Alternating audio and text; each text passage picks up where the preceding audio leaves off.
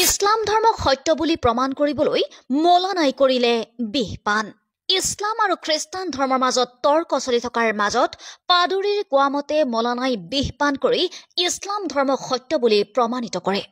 কিন্তু ইয়াৰ পিছত যি হ'ল গোটেই প্ৰতিবেদনটো চাওক। বন্ধুসকল, এবাৰ মানচেষ্টাৰ বিশ্ববিদ্যালয়ত এখন আকৰ্ষণীয় তৰ্ক প্ৰতিযোগিতা হৈছিল, য'ত খ্ৰীষ্টান ধৰ্মৰ পৰা যুক্তি তৰ্ক কৰিবলৈ আহিছিল দুজন বিশ্ববিখ্যাত পাদৰী। শ্বেখ আছৰা ৰাছিদ নামৰ মৌলানাজনে খ্ৰীষ্টানে ইছলামৰ প্ৰতি কৰা প্ৰশ্ন আৰু সন্দেহৰ উচিত প্ৰত্যুত্তৰ দিলে। তৰ্ক তেতিয়া চৰম পৰ্যায় পাইছিল।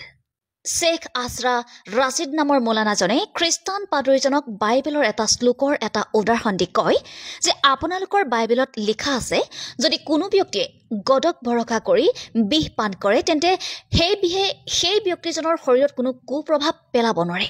যদি আপোনালোকে গডক বিশ্বাস কৰে তেন্তে বিষ পান কৰি দেখুৱাওক। কিন্তু এই দুজন পাদৰীৰ এজনেও বিষ পান কৰাৰ সাহসকণ দেখুৱাব নোৱাৰিলে।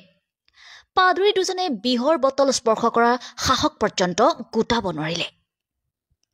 ইছাই পাদৰী দুজনৰ ইয়াৰ উত্তৰ দিব নোৱাৰি মৌলানাজনক বুখাৰী শ্বৰীফৰ এটা উদাহৰণ দি কয় যে ইয়াত আপোনাৰ পয়গম্বৰ হজৰত মহম্মদে কৈছে যে যিজনে ৰাতিপুৱা 7টা আজায়া খেজুৰ খাব তেওঁ সেইদিনা বিষ আৰু যাদু মন্ত্ৰই ক্ষতি কৰিব নোৱাৰে।